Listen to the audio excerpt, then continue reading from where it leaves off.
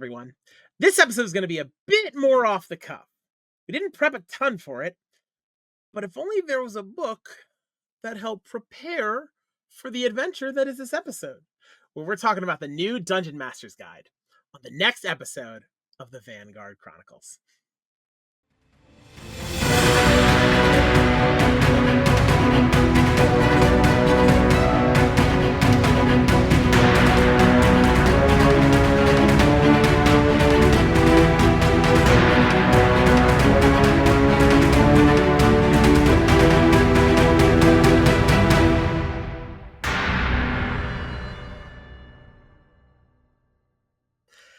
Welcome, everyone, to the Vanguard Chronicles podcast, where we have an ongoing conversation to the creative process behind the Vanguard, our monthly crowdsourced D&D campaign of interconnected one-shots.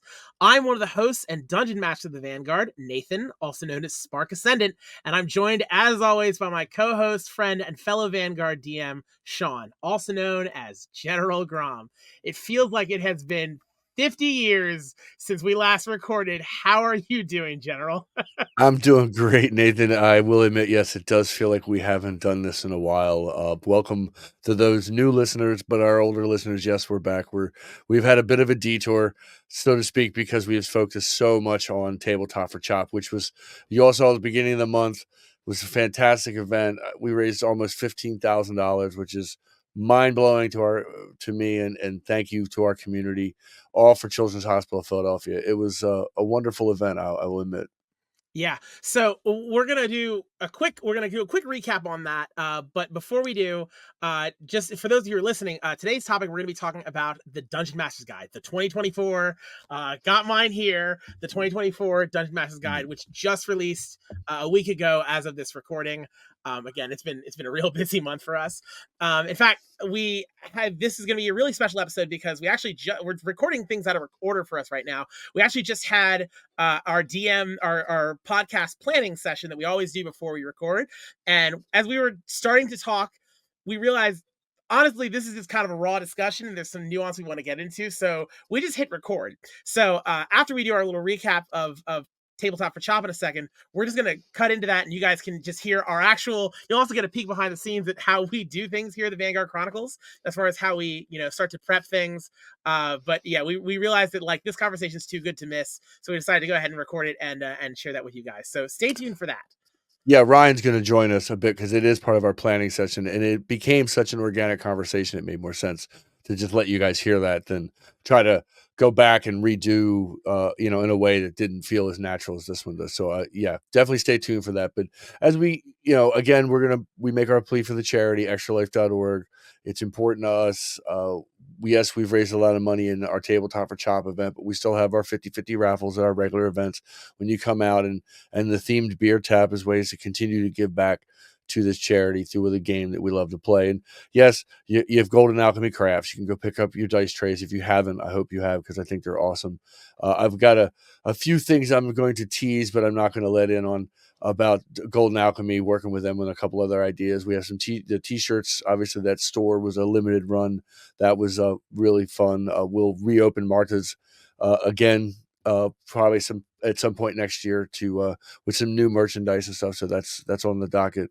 And then Misty Mountain Gaming, we have a huge announcement coming from Misty Mountain. I can't say about now, but yeah, their partnership, and they allowed us. They upped the discount to 15% while the stream was going on, which I thought was really, really cool. And actually, you can still use the code Vanguard at mistymountaingaming.com to just get 10% off your order. Yep. Which still, again, it helps them, it helps us. Any little bit you can do, it would be wonderful and great. Of course, you can also donate to not Tabletop for Chop. You can tell we're still off it, to the Children's Hospital of Philadelphia, specifically through our Extra Life page as well, which we'll link, of course, in the description too. We've got a lot going on. Oh, and oh my God, Sean, we're going to MagFest. Oh yeah, we got MagFest coming up too in January. That's going to be fun. I'm looking forward to that. So you see us roaming around with our Vanguard shirts on, just definitely say hey. And I think, aren't you going to PAX? Yes, yeah. God, we've got a lot. So yeah, I won't be able to make PAX, but I know you're going. So definitely, if you see Nathan out at PAX, bother him. Yes, if you're at PAX Unplugged in, I believe that is December 6th through the 8th. Yep. Yes, I'll totally be wandering the show floor. I go every year up in Philly, so please feel free to say hi to me if you happen to see me there. And on top of that, we have submitted for our panels at MagFest, and I will definitely be wandering around there. That is the Music and Gaming Festival at the Gaylord. I think it's the Gaylord. I think not the Gaylord Opryland. It's the National Harbor National Gaylord Harbor. Center. I Yeah. and that's the 26th of January, I believe, specifically. Yeah. So yeah, we haven't stopped. The Okay. momentum's really been running on this. Now, if you see us, and if you do come up and ask, and you come up and you see us at MagFest, or you see Nathan, say, mention the Vanguard Chronicles, and we're gonna have. I'll make sure he has some kind of a prize to give away. If you come up and you mention the Vanguard Chronicles to Nathan, and that you've listened to the podcast, and you see him, you might get something cool from the Vanguard. Absolutely. So yeah, cool. Well, let's talk tabletop for chop because obviously we're still Yeah. in the Oh my goodness. coming off of that. Oh my gosh, Sean, we're gonna start with you because you really you were pushing it. Yeah, from it was not only I think the biggest challenge is that we had to learn how to do this in 2 months. So we had to figure Yeah, out how to the software, the graphics, and Ryan did an amazing job kind of putting all that together and getting a show together, and then the technical side, figuring out technically how it all worked. I mean, I can go through we're gonna have a much longer episode about the planning process and what we thought about the stories and all the things that happened in the next episode, and that'll come later. But uh for me, the challenge was, yeah, I have a background on television, but I'm never on camera. Now I'm suddenly on camera much more, obviously with the podcast, but in that sense, that was a challenge. And just knowing that it all worked. And we did have, bits and pieces of technical issues here and there. I think everybody was incredibly generous and incredibly gracious in dealing with them. And I think we did a really good job, hence the almost $15,000 raised, which is pretty amazing for a small group like us. yeah. I mean, geez. Well, I every time we talked over those coming months, I saw a little bit more of what you were planning and of what you were pulling together. You even got your friends involved, and honestly, once it got rolling, though, I felt that it didn't seem like you were too like you were. It seemed like you were starting to enjoy it and starting to kind of just get in the atmosphere and enjoy some of the stories too, which was awesome to see. Because I mean, dude, I couldn't have done it. I'm gonna tell you right now, I could not have come up with all that you managed to for tabletop and chop. Well, yeah, and again, I have a background in this, in television production, so I did have a kind of an idea on how to get a lot of that streamlined. But trust me, none of this would have been pulled off without all of our efforts. You managed to keep the other DMs and their stories connected, and making it feel like a Vanguard event, which in itself was difficult. Now, knowing that we're all on camera, Ryan behind him, and Craig, one of our other DMs, did a great job with the milestones. I want to shout out to him specifically because he made the management of that side of it so much easier to do. And I don't think we could have done it without this team. Everybody pitched in at all these different levels, and it pulled off a really fun event. I really am looking forward to next year. Oh yeah, I also want to shout out Craig, but I don't like him as much as you because those milestones definitely definitely played an effect at my table. Because Yeah, yeah. let's be clear, I had a good time raising money for children. But anyone who wants to see what does the typical game at Nathan's table look, you can check out our YouTube channel if you want to watch the live stream. We also had a wonderful game run by Jeremy on the live stream. We had a Mhm. wonderful game run by Charlotte on the live stream, and then we got to my game, which was the last one, in which it basically became a bidding war for how many nat 20s guaranteed do you want to buy for the players, or how many do you want to buy for Nathan? Spoiler alert: the players won. And two Yes. paladins with their auto crits had it in there. So yeah, that was fun. But Yeah. we'll talk more about the details and the planning again. That genuinely that was so much fun. It was an Yeah. absolute blast to run that game, as well as to run the other game that I ran earlier in the day because I ran two.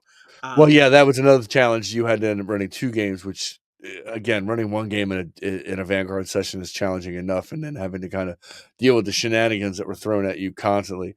I've watched it. I just, I was on the airplane, and I had, a good 3.5 hours, so I literally watched your entire adventure. I've already watched it many a times, but I really watched it like a fan, and I wanna say this to you genuinely, the way you DM and the way you carry yourself as a DM to your players, it's second to none. It really does put them at ease and give them a chance to be the kind of characters they want to be. And I think that is a tribute to any really, really good DM, is that you bring the best out of your players. Shenanigans aside, you brought out a lot of great role playing and a great character development throughout that whole story. It was fun to watch.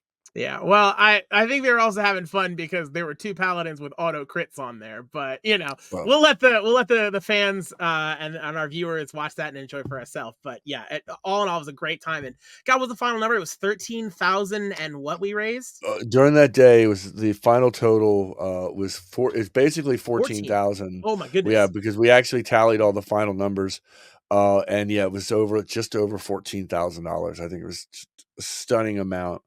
And you guys got pied in the face, which is, I know you YouTube, enjoyed. I think cut it off. I think YouTube cut it off because we ran over our 12-hour time frame. But yeah, Twitch had it, and I saw it was hilariously That funny. will be a short for sure on the YouTube Oh channel. yeah, definitely. I'm surprised no one has posted it within the Discord or within the Facebook group because there Yeah, were multiple angles. I know. they definitely were. So awesome, Oh, cool. we didn't talk about the food truck. We had a food truck there that Oh was my pretty God, it was yeah, pretty yeah, banging. That was fun too. Claymont Steaks, they came by and they were kicking it. That was that I really enjoyed their cheesesteaks. I'm looking forward to having them come back next year. yeah. Maybe we'll They're figure out a better way to kind of get more people out there. I think that's something I want to look into for next year's making that outside area, especially if the weather's nice, a little bit more of a festival yeah. feel. You know what I mean? Like our own little D&D festival. I think that'd be kind of wild.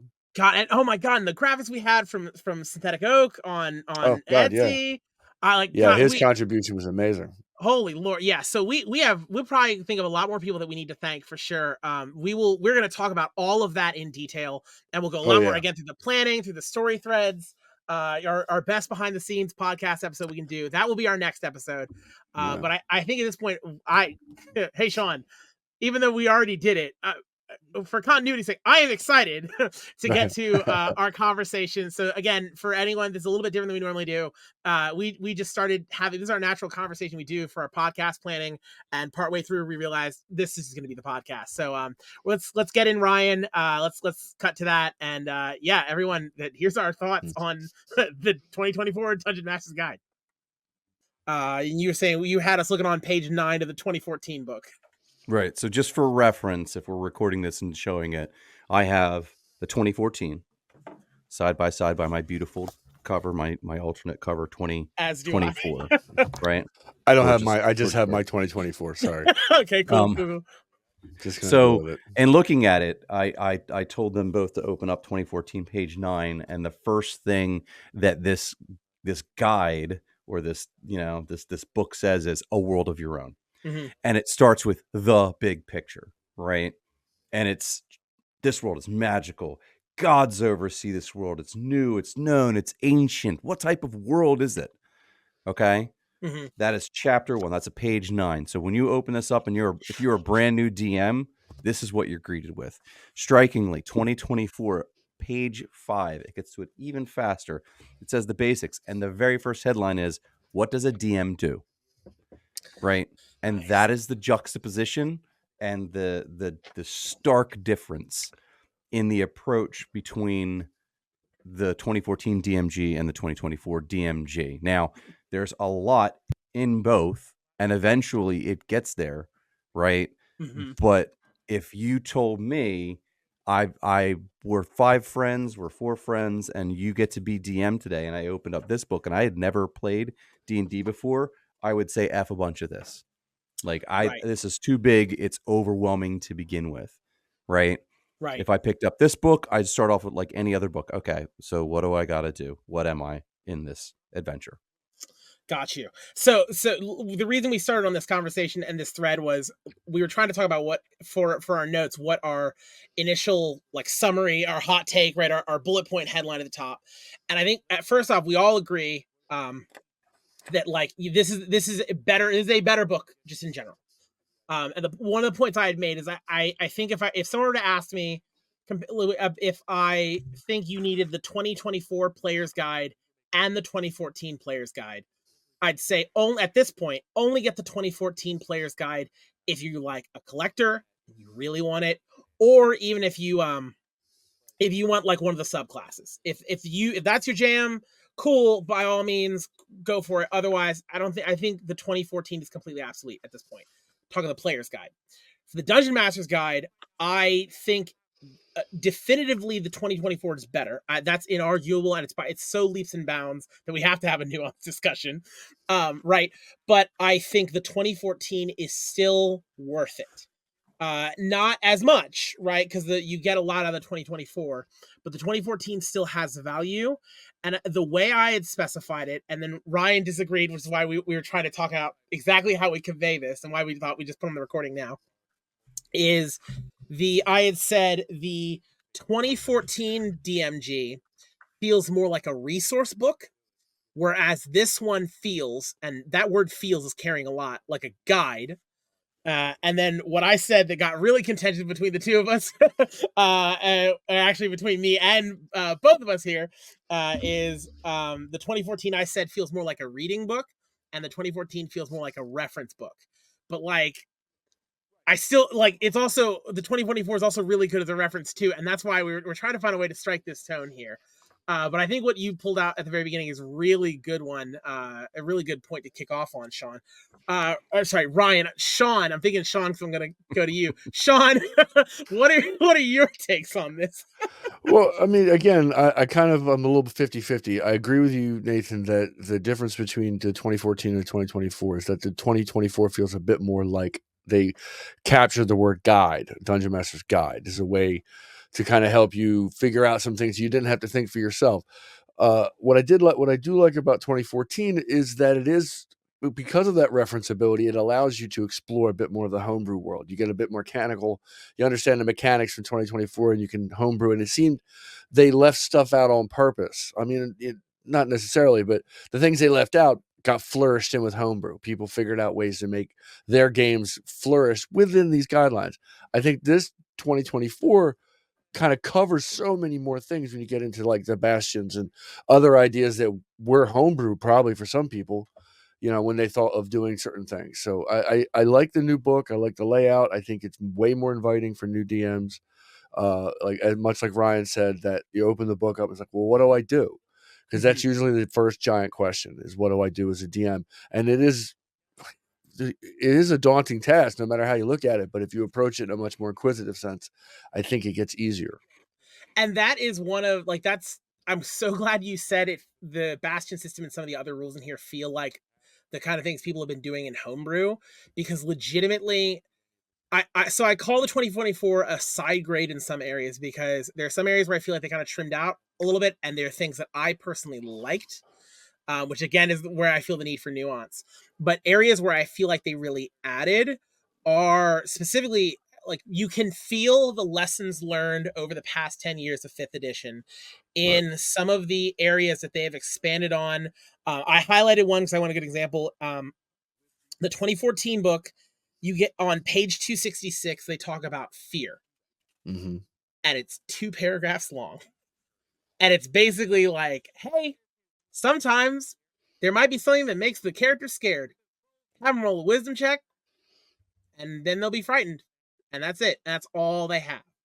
Whereas page 70 of the 2024 book, that's expanded out to a full page, complete with tables of like some examples of, I believe, like what could cause the fear, what it, what actually, some of the effects might be. And like that right there, case in point example of not everything. We also had I also found that just like the 24 players guide, there were things that I said, oh wow, that's brand new, and then I went and looked, and actually no, it's word for word copied over. I just didn't notice it because it wasn't laid out as well. Right. But I used the fear example because I think it's the best one I was able to find just in perusing the book of, again, the kind of changes I think in the design philosophy of the 2024 guide versus that first one. Where the first one just, hey, these are things that exist, and do you need like, the 2014 almost felt like it was more rules, like just a new book of rules that are there if you need them. Where the 24 is so hard, feels like, here's actual guidance for how to use some of these rules.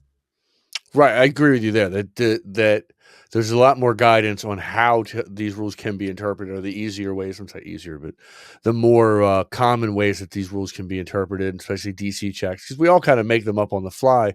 Some of it for narrative sense, some of it for mechanical sense, but it is kind of part of the game. And having a little bit more structured ideas on this is what would happen if they, like, I just looking at your on page 70, if they stare into the abyss, this is what the difficulty check on not running away terrified. Where maybe in the past, without looking it up, you would just assign a number and give it to them from there. Which, Ryan, to your point, again, it shows the tonal shift and the change in I think the target here, because as a DM, as a new DM, I remember a lot of these rules in the book. I'm like, okay, like, why do I really need them? Like, the DMG was kind of the offside book of the three. Like, it was the last one I got because really I needed the rules and I needed the monster manual. And then I just saw from at least skimming the DMG, none of it really felt essential or needed. It felt like it was either half baked, so what's the point, or it's stuff I'm gonna have to do on my own anyway. And that's where I guess the reference part fell. But with this new one, like, I see myself. There's a couple pages in particular we'll reference that, like, I really see myself using, definitely with the Vanguard moving forward, let alone in any home games I run. Yeah, me too. There's definitely a lot more stuff as I've read through it, and I've read through it again. I've given it a couple of peruse, and I have the digital version as well, just so I wanted to feel versed in it. But yeah, just from some of the extra stuff and how it's going to play into the Vanguard, I'm really excited.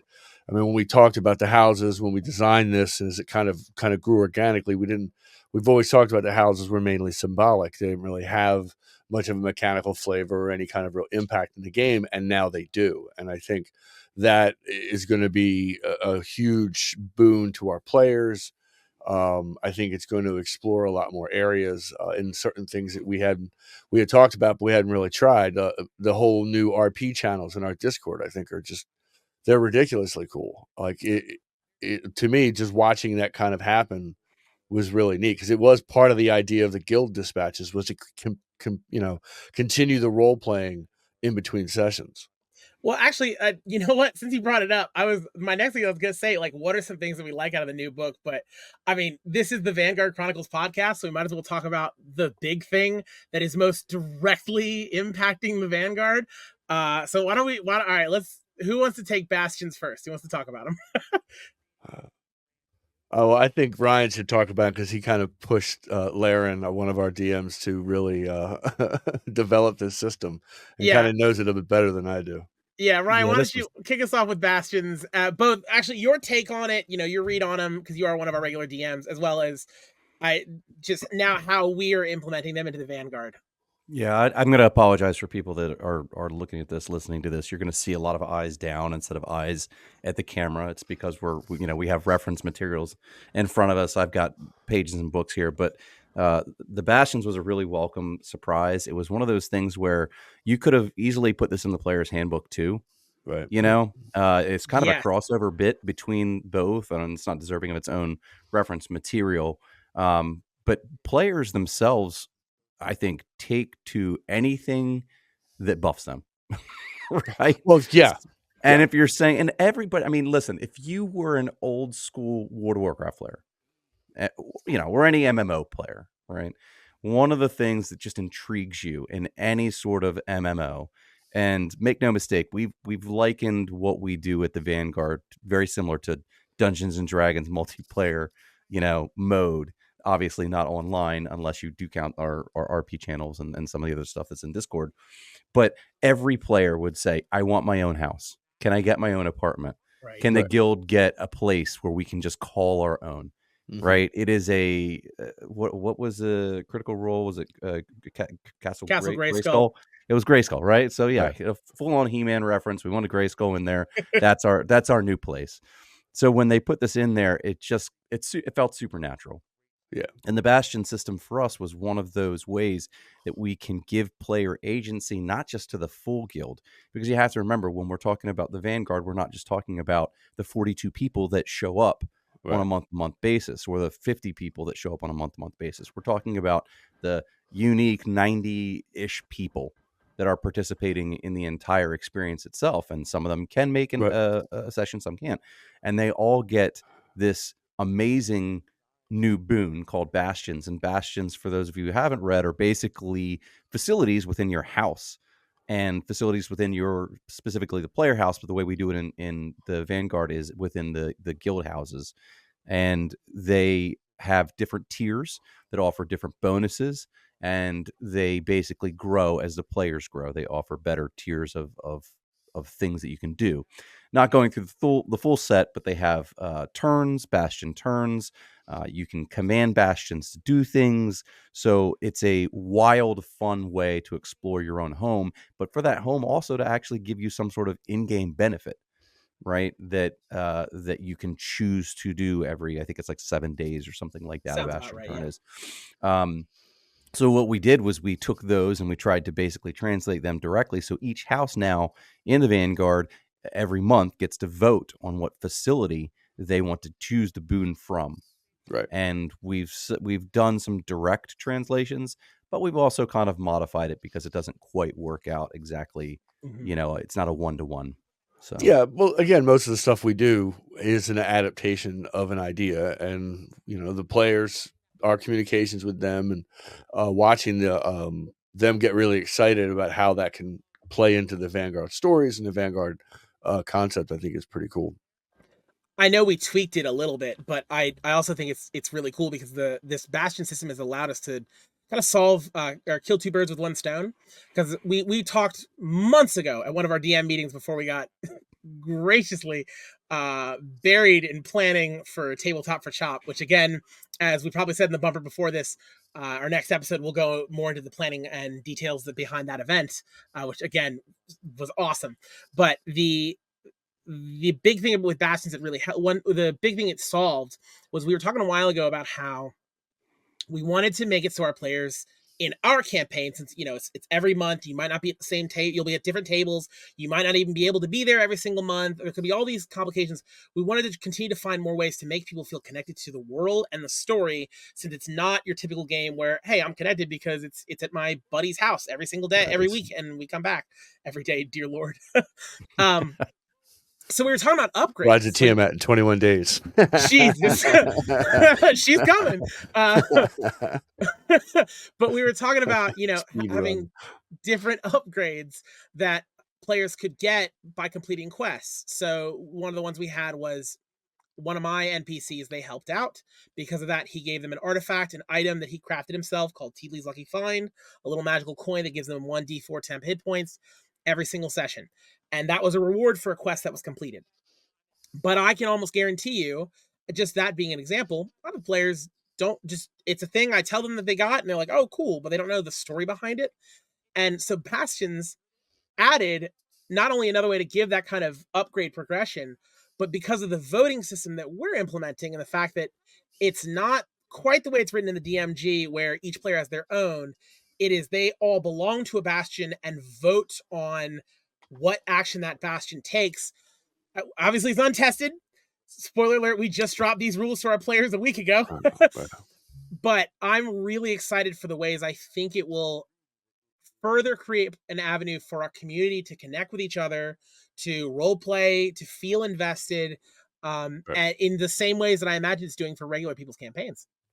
Yeah, I agree with you. I think it's going to kind of bridge that gap between the tavern style play and the home game. I think it's going to really help make this feel a bit more like a home game in our massive context.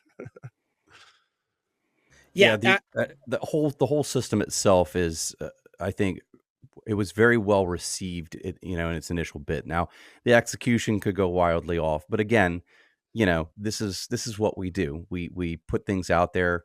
We look for feedback. We ask our players what they like, what they don't like, and just like anything, it's a living, breathing entity, all on its own. And players know things change, but hopefully, almost always they change for the better. And for balance, and usually towards the player's side, because let's be honest, the DMG and people before told us that if you can't counteract those particular things in your game, you probably aren't working hard enough as a DM. So it's great to see people invest in not just only what could benefit them, but what could benefit other people around them as well. Because the great thing is the Bastion system itself, while it does give benefits, what we've done is we've provided some incentive here so that a few of the facilities that the guild can buy into may prove beneficial for everybody as well.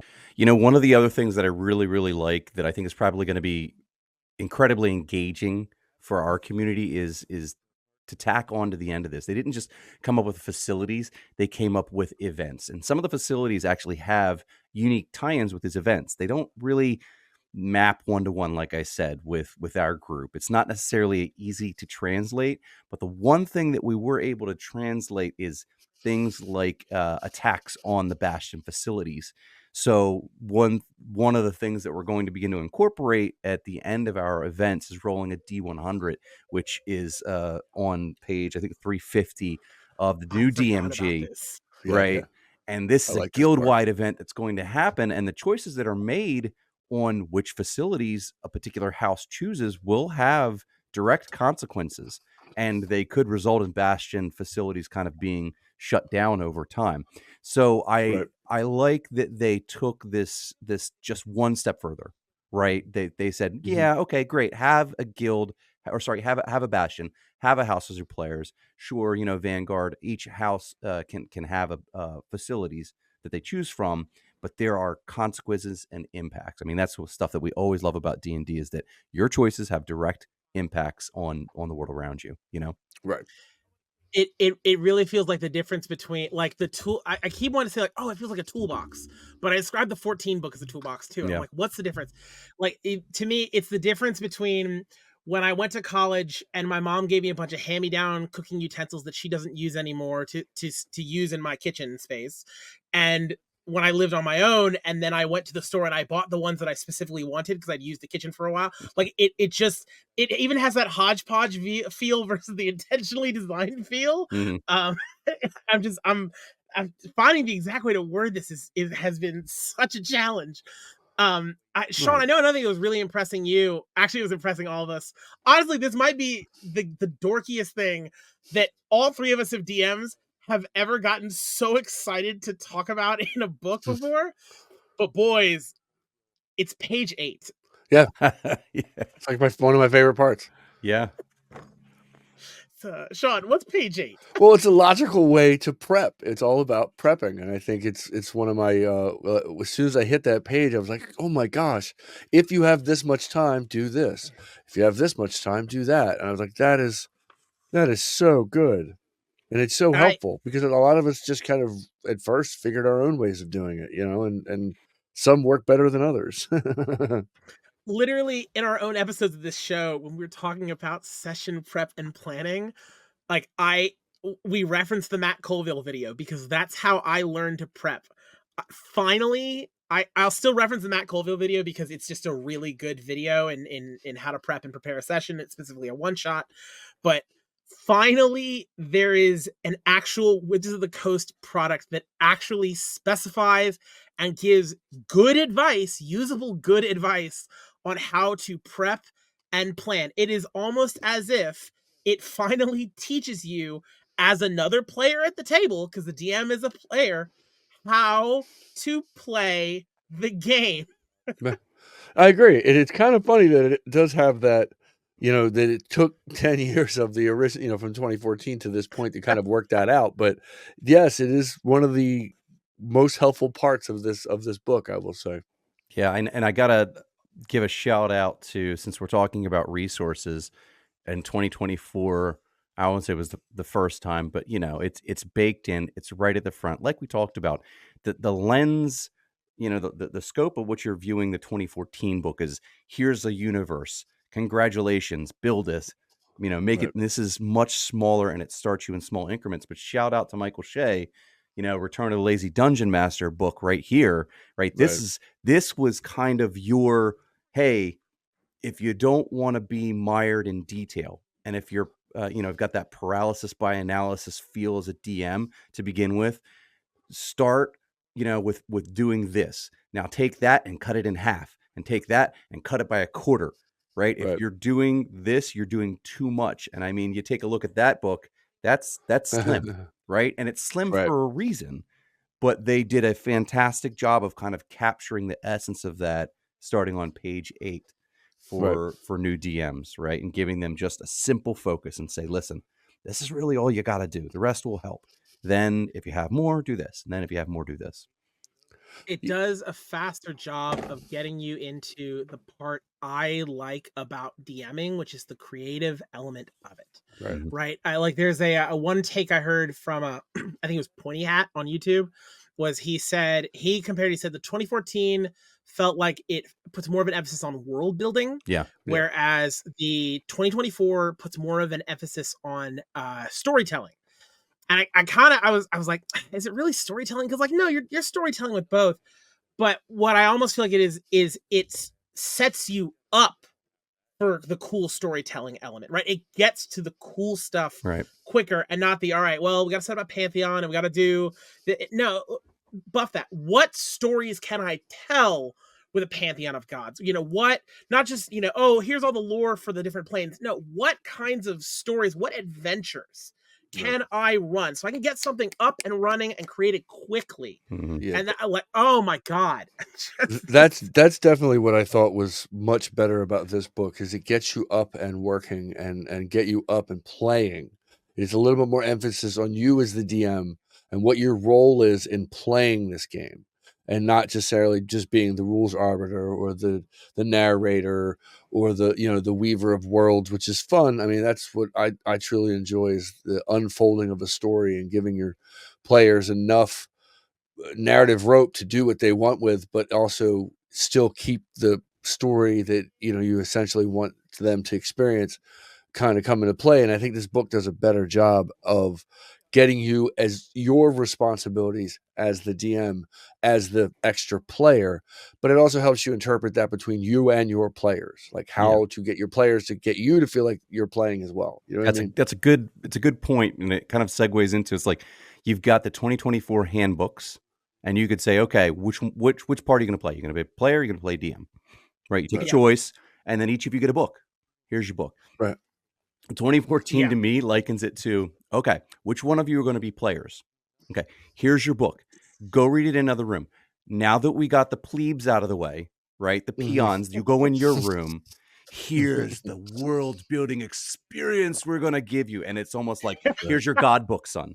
Right. And you need to then kind of, okay, I'm a god. Okay. How do I find my way through? Right. And here's your other god books. Here's your other versions of stuff. Right. Here you have more books. You can keep exactly. And here's your tables. Right. And by the way, where's your pictures? Oh, they're in the other books. You get to read the player's handbook too. But here's your charts and tables. Right. Hope you got a creative imagination. And kudos to them, because they knew that they had a DM problem. I mean, everybody knows. Trying to find DMs is hard. Facebook groups, Discord groups, constantly. We need a DM. We need a DM, and they knew this, and so they needed to hit this book out of the park, because it's too difficult to approach otherwise, right? Right. Yeah, I do think the 2014. We don't want to knock it, because obviously every the progression is, you wouldn't have this without that. But I think we realize that when we always talk about the DM versus the players, the 2024 definitely sets you up to not feel that way, to help you as a DM incorporate your players and have your players incorporate you. Where the 2014, much like Ryan said, where the plebes are out of the room, now the world builders can, and the DM my precious syndrome can kind of come from. I'm not saying they intended that. I don't think they knew that would happen. I don't think that was ever part of that in their thought process. But I think the way the 2014 was written, it helped create those type of situations, which then are now corrected, or at least approached in the 2024, which I think is good. Yeah. From a lot of the different RPG books I've read, because I read, I've got a bunch of other RPG, books sitting around. I've read a bunch of them, haven't got a chance to play them because everyone just wants to play D&D. But as the tabletop RPG space has expanded and grown, certainly since I've been playing, and mind you, again, I started in 2017. It's way bigger than that. The tone I get from reading this book feels so much more like so many other books I've read, where there's more of this, like D&D, I feel like, especially as a newbie starting at the time, felt more like, right, it has the rules and you need to follow the rules, and there's this emphasis on the rules, and there's this emphasis on like the system and the DMG. You really feel that in the 2014, because again, you have more tables, more charts, more lore definitions and descriptions, and not so much of the kind of the creativity. And it's also not formatted in a way that you pick out those notes as well. And I find that the 2024 book learned from just that slight tonal shift in how it presents itself to again do what so many of these other books and systems do, whereby making it feel again much more inviting to the role of being a DM, so that, as you said, Ryan, like, yeah, you are another player at the table. Right. And this is both in, again, just like the 2024 book, oh my god, the player's handbook, oh my god, guys, I cannot wait for the monster manual.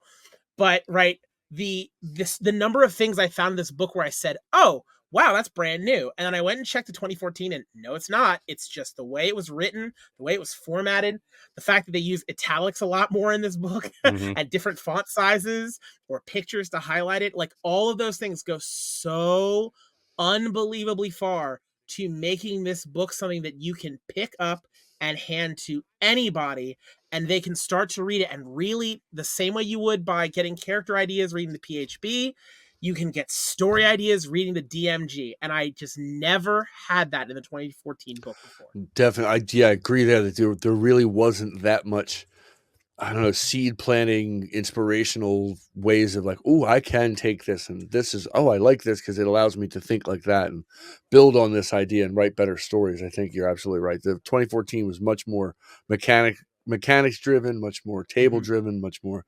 And even when you go back to the OG, the original, Dungeon Master's Guide, when that first came out with the Ifrit on the front, that itself was much more mechanically driven and much more table driven, and you didn't have as much. Your creativity had to be born out of you. The book itself didn't quite give you that. This book definitely gives you much more of a creative groundwork to kind of breed from. I think that's fun. Then you specifically said, like, there was something in there that you said, man, this is something I'm going to take and I'm going to use, right? Something very specific from there. Yeah, so I'll tell you just out the gate, so something that stood out to me, I was looking through it and I said, oh, this section, okay, I kind of know what this is. I heard about it. And then I looked inside and I was like, oh my God, you've got to be kidding me. Right. So my favorite book of old 5e, or at least I'll say it's my favorite, is Guildmaster's Guide to Ravnica. The reason I love that book so much, which I didn't think I would because at the time I wasn't really a Magic player, is the way that book lays out all the 10 guilds of Ravnica, which, for those who don't know, it's a plane of existence, much like Greyhawk, which we're getting to in a second, or the Forgotten Realms. And it has all these different guild structures, all these different guilds, these organizations, and any of them you can scratch the serial number off and make it your own. And what they include in that book, as well as then a lot of the books they published afterwards, Mythic Odysseys of Theros, I think a little bit in Wildmount as well, was quest hooks and adventure hooks and storyline ideas, and all of these is tables, but not the kind of tables that I'm going to roll on, not like a random number generator as much, there if you need it, but just something to read through and get an idea of, oh, this is a kind of story I can tell with this group, right? It's almost like it's just a pitch meeting in a little box. And they put that the Greyhawk section isn't just a gazetteer, which is what I expected. It is legitimately different locations, adventure hooks for those locations, and the one that really blew my mind when I read, I was like, oh, this is so cool, was the section on, they have as well, I think it's called the Greyhawk conflicts, because they designate that, like, okay, these are the major conflicts that tend to be stories in Greyhawk. So there's chromatic dragons, and I forget what the other two are in there. Elemental evils. By the same elemental evils, yep. And they said, hey, we have published adventures, please buy them. But they also said, if you wanted to do a conflict over the course of a campaign, here are quests that fit in that conflict. Right. Specifically by From level. levels 1 through Mhm. yeah, from level 1 through 5, from 5 through 10, and I'm just looking at that and I'm like, this is the arcs that we use for the Vanguard. Right. For anyone who's a new listener, we've been splitting our story over the course of this campaign into story arcs. The original idea was inspired by the MCU, and it's the same shit. It's the exact same idea, but now with quest ideas. So they took the adventure hooks just based on a threat, based on a guild, based on a location. Because, by the way, those adventure hooks are not just in the Greyhawk section. They're all throughout the planar section, too. Go back and listen to our episode on planar adventures, and then just go scroll through this and look at all the adventure hooks they gave for you. Mm-hmm. But they took that lesson from Ravnica. They put it in every book they publish afterwards. They then put it into the DMG, which like awesome, cool, because that was one of my favorite DM resources. And then they also added this like campaign long tool for it. I read that and I did a double take. I'm like, you're kidding. And I'm like reading every single one. It's so cool. Yeah. And you can't tell by my excitement. No, I had the same thought. I'm like, okay, now you're again, much like you said, the way we break the Vanguard down, the way we conceive to break the Vanguard down, it almost seems like, hey, is somebody who's taking our ideas here, and kind of developing them a little bit better maybe than we did. But yeah, I thought that was really cool. And breaking them down by level was really smart. Yeah, it's a difference between here's what you do and here's how you do. Right? Yeah. Yeah. That's a 2014, 2024 mirror image. Again, like you said, the side grade for the player's handbook is an apt notion. It's a collector's item and you can take 2024, use it with the core mechanics. Unless you're an artificer, then we cry. And, I think MCDM just released their, was it Ill Rider or the, what is it? Their new class today. Ill Rider, I think. Ill Rider, yes, yeah. and we still haven't got Artificer with the new core rules. Whereas here, there's a definite use for the 2014. It's a supplemental piece of information, right? To the 2024 book. They both have their uses, and which is why we talked about at the very beginning. This is a difficult, nuanced conversation. While the 2014 is great, the 2024 is just a little bit better in the what you do versus how you do, right? Oh, yeah, absolutely. Like there's specific use cases I see for 2014, but God, 2024 is really, really, really good. Right. Yeah, I think it's much like the 2024 Player's Handbook, by revamping the way they present, by changing the tone of it, by adding a much more usability section of it. It's definitely was their intent to now make this an expandable game that can now continue to grow. Because, I mean, let's be honest, 2014 there have been so many iterations of people changing it and twisting and adding their own parts to it, and then making them almost official content. So I think kind of taking all that in, they did a really good job of streamlining, but also fattening up the areas that I think we all wanted them to kind of flourish out. Right.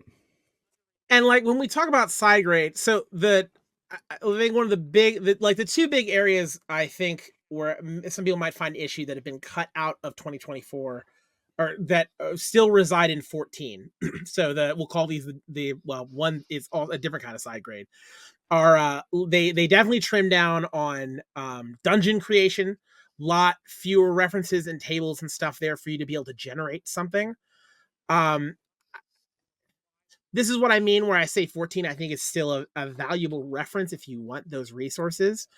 The argument I can hear either way is, I mean, I didn't use those. Though monsters are a little different, but I didn't use those personally. They were a nice to have for a little bit of inspiration.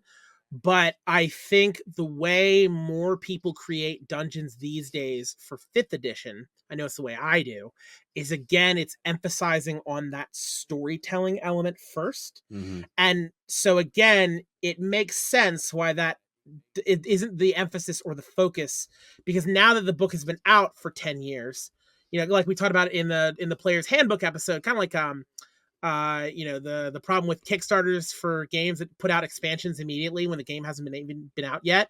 When a game's been out for a while, the designers have time to see how it's played, how it's enjoyed, and really get a sense of the design now that it doesn't have just their in-house playtesters. It's gone worldwide and gotten way more playtesters than they ever could have gotten, right?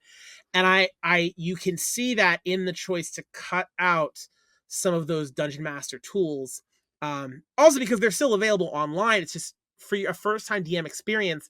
Yeah, that's not a fun way to create a dungeon for your first experience. When Right. you're like, oh, I really want to tell this story. I want to do this cool thing.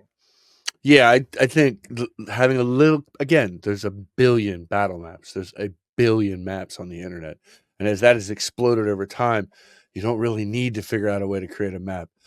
Your idea has probably been thrust out there at some point, or at least a significantly decent version of it that you can adapt less of your story to fit that map than having you to design and draw that. I like making maps. I remember when I first, one of the first easiest references to go get wrapping paper that got the grid lines on the back. And it was easier to just draw them out, than, and color them in. And it was fun, but it also is a bit of work when you don't have much time to prep. I never knew the wrapping paper trick. That's really? Wow. I've never heard. I use grid paper, but I never thought. Yeah, wrapping paper right on the back. That's they have 1-inch squares on it. But as we're blowing, as for you, those of you listening, we're blowing Nathan's mind. God, this book is garbage. All you need is wrapping paper and a pen. But that's a great point, because that's something that I didn't hear a lot of analysis when we went through this. The lens that you're looking at through when we take a look at these books is different, right? It's a decade different. Right. And while the internet was still large and in charge in 2014 and is still a powerhouse, obviously now, you're absolutely right in the sense that things have evolved, right? I mean, we all remember the campaign that D&D Beyond went on with Critical Role. It began to explode. Right. They got traction, they got viewership, they got buy-in from people, and then started listening, and really began to put tools in there. And like you said, why when you have an entire website that is to a point free, it's not all free. Obviously, you need to buy different modules and things like that. But a lot of the homebrew stuff, people have created variations of everything that you could possibly imagine. Right? You search up any plain thing, you're going to get 50 variations of it. And then you can take that and make it your own and use that template to then create something totally different, right? So that's kind of the lens. It's more of a supplement now in 2024. They trimmed the fat, but the fat didn't go away. It just is located in a different place, right? Right. I mean, that being said, and I want you guys both to know, I have not at all spoken to our legal counsel, our lawyer player, about this, but I do think Wizards of the Coast definitely stole an idea from this very podcast. Oh, really? Because on the character creation section, so the old way character creation thing, creature creation used to be. I will say I did like having those charts before. We literally referenced them, I believe, in the episodes of this, where they talk about, hey, by CR, here's how much damage it should do, how much health it should have, armor class, DC. I loved that table, and I still wish that table was in this book. Who knows? Maybe they put it in the monster manual, and I'll stop complaining. And also I have the 2014 book, so I have it if I need it. But the thing they copied from us is the way they tell you to create characters is they straight up just say, go find a monster that fits what you want, reskin it, change the damage type. There you go. And I will say what's really cool is it's a great quick tool, because the thing they'll do is it says, hey, these are what you can change without affecting CR at all. If you don't give it whatever perception you want, doesn't really affect CR. Change it, swap out its spells. Maybe don't give it a damage spell in exchange for a non-damaging spell. They have a couple stipulations, but otherwise they're very clear about hey, does this not fit your story? Cool. Find something, make it fit your story. And I gotta be honest, again, to this point about D&D having been around for 10 years, we literally did an episode about it that they definitely copied from. We have a lawyer among our players who I will be discording me by the time this episode airs. But it's literally what I do all the time, right? I only rarely dig into the 14 book and go to the stats and tweak it as much as I can and change and pop out whatever. So often when I'm trying to do quick prep or I'm trying to do something really easy, dude, I do the reskinning method. It's why we did an episode about it. Yeah, it's the simplest way when you don't have the time to rebuild characters. Now, yeah, we did a whole podcast on reskinning monsters, and some of our issues as the Vanguard scaling and adapting it to our world, so that our players all feel challenged, but we don't kill them off in a split second. So I also I want to say, just like while I'm thinking about some of the other, again, this emphasis on, it's not, they're still doing the same emphasis that Ryan, you point out at the beginning, where they said make it your own, but the difference is, instead of it being like, hey, this world, this everything is all your responsibility, make this your own, it's more make the experience as a DM at your table your own. Right. And I think that really is the more important piece. I And mean, just another case in, oh, go ahead, please. Page 13, right? What's the top of page 13? Every DM is unique. Right? It's funny that we're referencing the first pages of the book, right? It's almost like we got to page 50 and we're like, let's skip the bastions. And then we did nothing in between. Yeah. But it's because the good content is right up front. Right? That's a prime example. We're doing a whole show about this, and all the pages we're referencing, or a lot of the pages we're referencing, is stuff that's right in the very beginning. And we talked about in another one of our episodes, Session 0, and how important Session 0 is. Flip the page to 14, right? And you have a sheet. This isn't a table sheet. This is not a sheet to fill out for your characters, or when you're building your planar adventures, exactly what elements do you want to include in them. This says DM name, player name, game theme and flavor, potentially sensitive elements, players' hopes and expectations, and at the table concerns, along with a couple of other things, right? This is important. It's super duper important. You're focused on building an adventure, but the reality is, we've said this time and time again, you play D&D for the camaraderie, for the people. If you don't have a good table, your adventures are crap. They'll fall on deaf ears. No one will have fun. You could build the most amazing universe known to man, but if you don't have people that are comfortable, right, and freak out when you mention the movie Snakes on a Plane, and you throw them into an Indiana Jones temple, right? You screwed your table. And this basically gives new DMs this toolkit to say, these are definitely things that will build the camaraderie. Go do a simple dungeon crawl at the very beginning of your adventure. Keep it plain Jane. Have a simple, ogre at the end of it. But if people are having fun and enjoying themselves, no one's going to care that it wasn't some sort of magical adventure in some sort of other plane of existence. Or some giant cinematic universe that you've unfolded for them. No one cares. They care about having fun, sharing experience. I think that's what makes the Vanguard so unique, is that we've been able to do this in such a larger scale. It's not just, and with this new book, as we start to transition into the 2024 rules, and I think there's going to be there's been much discussion about how that happens.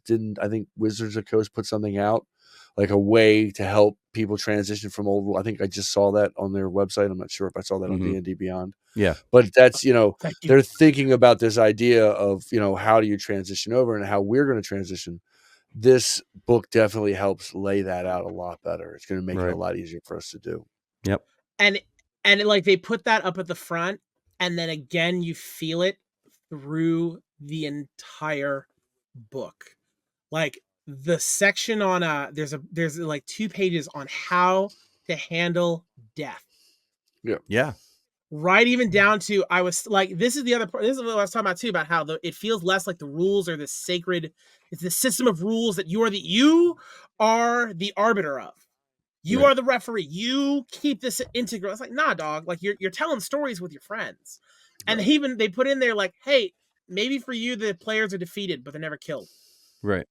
I'm telling you right now, to anyone listening to Vanguard, like, are they ever going to do that? Absolutely not. No, no, you can die in our games. Right. But the thing is, like, I say that tongue in cheek, but if you at your table want to do that and want to implement that because maybe that's the group you have, maybe it's more fun for them, dog, like just like in Tasha's, they had that section of, hey, if you want to change your magic missiles so that they look like chickens, magical chickens flying or whatever, you want to, just re-theme it in some way so it doesn't change the mechanics. You have our blessing. Go. Right. Just do it. Have fun. Make the game, not just the world and the lore, but the game. Make the game your own with your players at your table. And I think that's such a, you really feel it. Yeah, when you look, like, again, what's Ryan was talking about, the game expectation sheets on 14. What is the next line on page 15? The top says it right all again. Ensuring fun for all of us. It's not just about the players. And we've said this many a times in this podcast. It's not about the players versus the DM.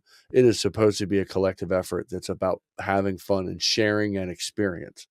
And the fact, again, when I say this, it amazes me every time that we've managed to do this across 7 tables. And, I've always want more once we have this, more space, more players, more stuff. I think, it's a tough challenge, but I do think we take it on and do it very well. It's funny because it repeats the theme. The theme that you just said, it repeats a theme. Go to the page about death. 62, right? 62 is death. The first headline under death must be fair, right? Right. Again, it's not about you wielding a club, right, or your DM god hammer. It's about ensuring that if you're going to deal with death, it should be fair, and it should be fair in these ways. It's almost like they're trying to build good DMs with this book. Like Crit Crab and RPG horror stories are gonna go out of business because like you're not like they did it. Fodder. They fixed antisocial behavior. Oh, yay. No, they didn't. With a literal section in the book on antisocial behaviors where I'm surprised Wizard of the Coast said, hey, if it's just one guy being a jerk, it is perfectly. I think they literally say, if this behavior comes up in your game, it might be time to reopen the conversation about the kind of game you want to play. If it's just one player causing the trouble, it's perfectly appropriate to issue an ultimatum. An out-of-control player who wants to continue playing with a group must stop being disruptive and play as part of the team. Like, they're literally saying, dog, if someone's being a jerk at your table, kick them out. Right. Yeah. And, God, again, it is just shifting this tone, again, away from gatekeeping and saying, hey, more. Bring in more. Let this game it's an open creative tool for so many people to connect in so many different ways. And let me be clear, if you want to still run the kind of game you've been running, you're welcome to it. Don't let us stop you. Right. And there's still stuff in this book to help you with that. But also, like, hey, if you're new to this and you want to try it out, give your regular DM a break, volunteer at the Vanguard in your local area. Right. Like, you can totally do it. Yeah, I also just want to bring this up. I don't know if anybody's noticed this, and I would absolutely love for somebody at Wizards of the Coast to verify if this was at the thought or at the top of their minds when they put this book together.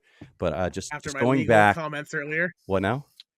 I said after my legal comments earlier. No, yeah, they'll be fine. I'm sure they can wield their DM god powers on us if they'd like. But death is page 62, and let's just try and figure out what could be harder than death in this game. And if you turn to page 64, what's doors? Doors. I need someone to confirm for me at that company that this was not intentional. Because I read it and I went, wow, we went from death to doors, and I went, that makes sense. That makes sense. And it was a good break because curses right before it. So curses. Yeah, right. Death and doors. And doors. Oh, that's so good. God. Are there any other highlights for you guys? I can think of one that, like, really, you kind of briefly touched on it. It's like the thing I never knew I really wanted in this book. What's up? The sheets, dog. Yeah. Like, you mentioned the experience or the expectation sheet. Mm-hmm. Just two I saw that I freaked out.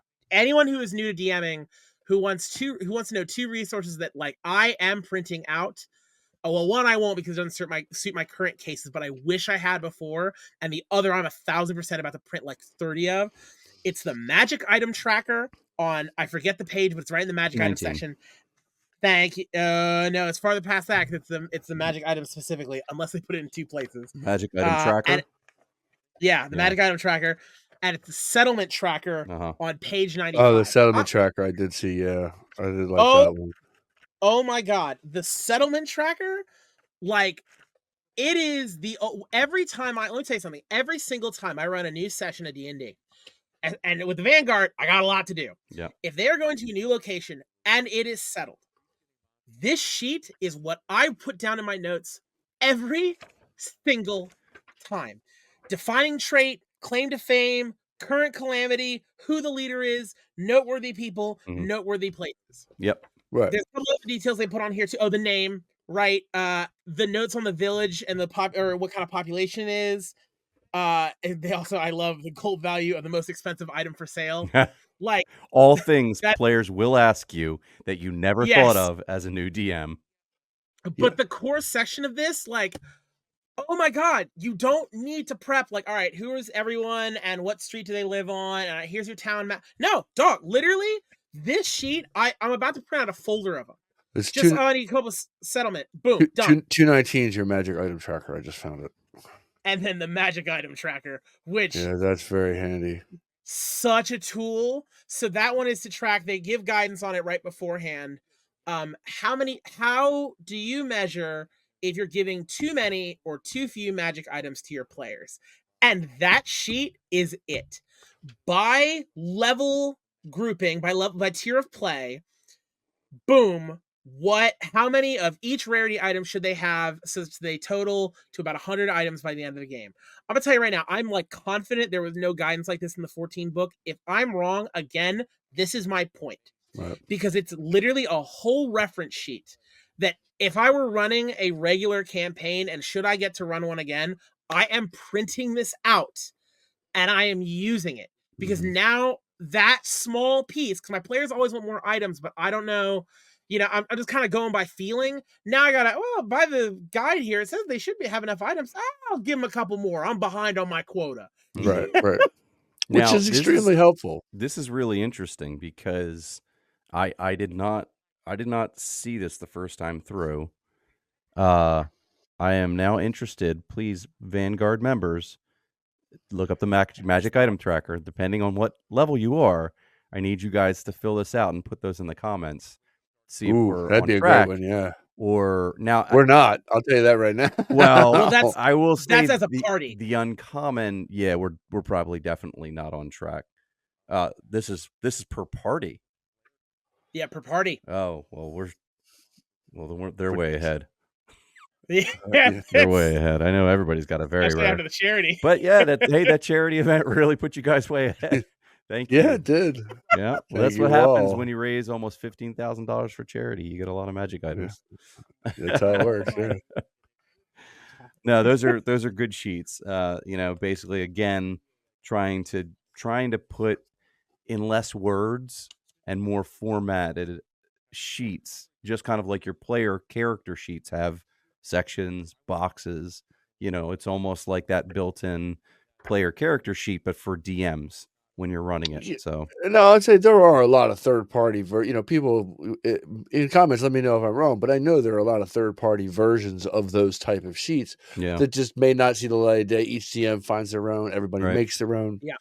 There's a lot of those things, but I know I've seen tons of, even like Post-it notes that are basically just magic item, random ones you need to put together, scribble down, boom, hand it out, and they have it. So yeah, I definitely think, and again, with this book, there's still, we could probably do a whole another podcast just on the whole cosmology section in and of itself, because I think that's pretty wild. Actually, we kind of did with the planar, with the planar travel and the planar adventures, because God, and they filled it with they filled that with adventure hooks too. Right. So now, cool, let's go to Gehenna, guys, for vacation. Right. Here's some adventures we can do. Here's some adventures on the plane of fire. Like I looked at the plane of earth one specifically. In the 2014, they trimmed out like 2 paragraphs worth of lore, but some of it's still in there verbatim. And then instead they put in adventure hooks, which again, just that kind of stuff, at least for me, gets your brain going. And to be clear, if you're a new dungeon master, listen to this. In case it needs to be said, I'm not saying, oh, I read that and I say, oh, here are the adventures I can run. I read when I say, oh, I never considered I could tell that kind of story.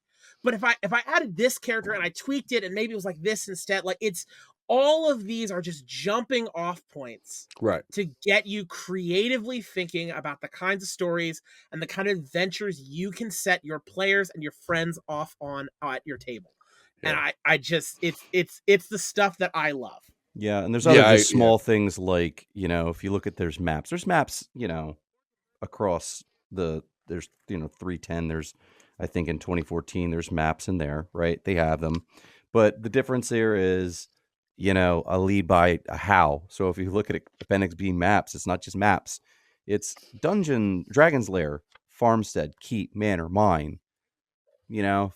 Quick flavors of like, you want to go run, just a quick mine, right? We talked about there's the cave. It's, really quickly, it's there, right? So these talking about more along the lines of not what, but how, if you ran it here. Yeah, it's getting more in that God, they've been listening to our podcast, like we talked about like episodes ago about modular design, right? Yeah. And it's funny, I didn't know that about the maps, but as you said it, I'm like, oh, you mean like Sean and I both use the big book of battle maps? Yeah. Like all of these third party, all these lessons that the community over time through the open gaming license has managed to come up with so many cool things about, or if not the open gaming license, because the map isn't part of that, but through the open nature of D&D as it is intended and designed, all of these lessons learned by the community over time, I now want to go back and read the 4th edition DMG and even like the 3rd edition just to see how it has evolved, because I feel like the bar has been set as to what the 5th, 6th, 7th, 8th, 9th editions of D&D DMGs will look like, just by all that is in this book here. I say that knowing I've probably cursed them to be terrible and lessons to be forgotten, but we'll get to that. We'll get to that. Well, so many good DMs, all they need is a spark, right? I can see them having this conversation, or having this conversation anywhere where, we're going to put maps in there in the appendix. We're going to list them out. Like, why? There's so many, there's so many, like why are we just going to list them out there? That seems like overkill. Right. But they've done such a good job of taking these larger concepts that they, DM splained over the course of pages and pages, and then gave you sort of like that spark, that little nugget of information that you need. And if you're a great DM, all you need is that spark. I'll take, for example, our Forge Master today. I had something planned out, and he's like, this is a picture of a model I think you guys would like. And then it led me into a totally wild different. So sorry for the people that are going to play my December session, into a totally wildly different setting with different, a different sort of flair to it, different, group of big bad evil guys, so to speak, that are going to replace what I did, because he just gave me a picture. Right. And that's kind of similar to what they're doing here. Here's a map of a mine. Right. And you just kind of got that simple nugget in your head. Go, okay. Oh, wow. No, I can extend this. I can move this over here. Right. I can shift this to the left-hand side. Any good DM, that's all you need, is that bit of spark so that your imagination begins to run wild. Yeah. So, I hope at this point we've communicated. What started out was as a planning session to try and find out how we can communicate like the nuance. I hope it's come out through this. Like guys, I don't know about you. Like, my hot take, my final thoughts. Like, dude, this book's amazing. The best I read, there's a thumbnail on YouTube. I think it's from XP to level 3. He said his thumbnail is, I fear they cooked with this one, and. And I mean, dude, yeah, this book feels like a culmination of, yet again, all of the lessons learned over time. Yeah. Over 10 years with the 2014 DMG, as well as you can feel the influences of, Ravnica's and the lessons they learned there, and Theros and Tasha's, all of the best things they experimented with over Right.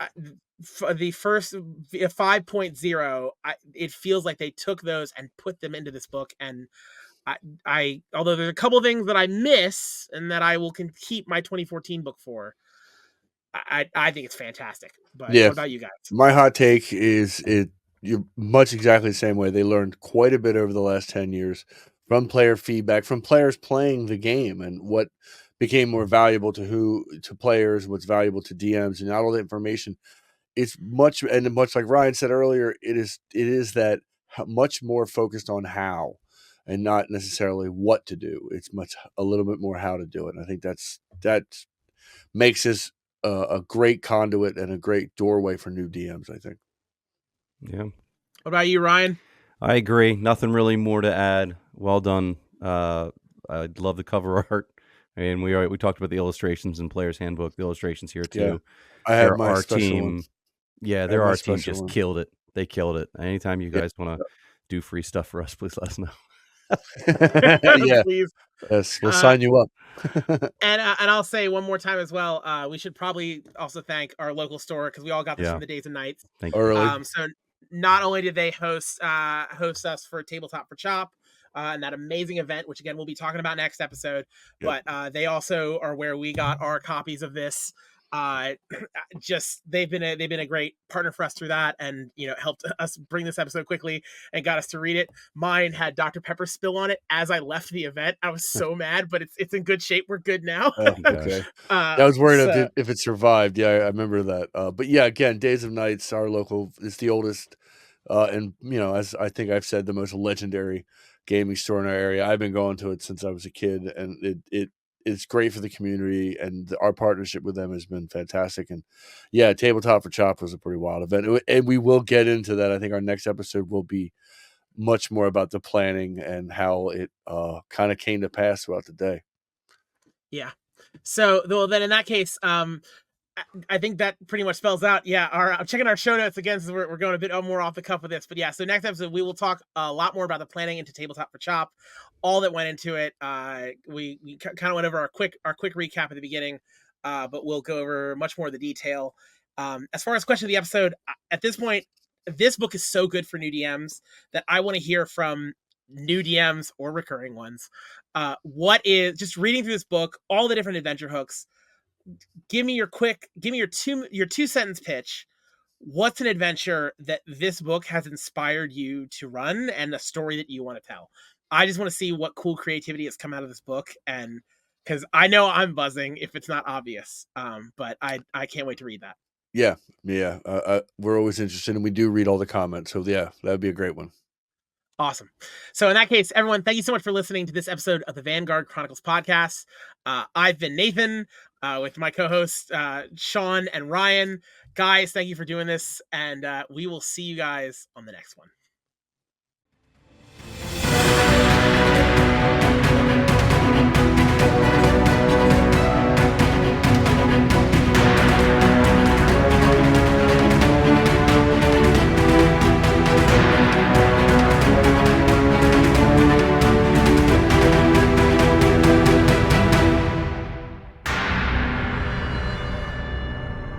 Thank you, everyone on YouTube, for watching yet another episode of the Vanguard Chronicles podcast. We hope you had as much fun as we did recording it. While you're here, go ahead and please answer the question of the week down in the comments below. Don't forget to like the video, help us out with those metrics, and absolutely subscribe so you know when more of our content's coming. Sean, I had a great time, and I hope you did, and I can't wait to see everyone on the next one.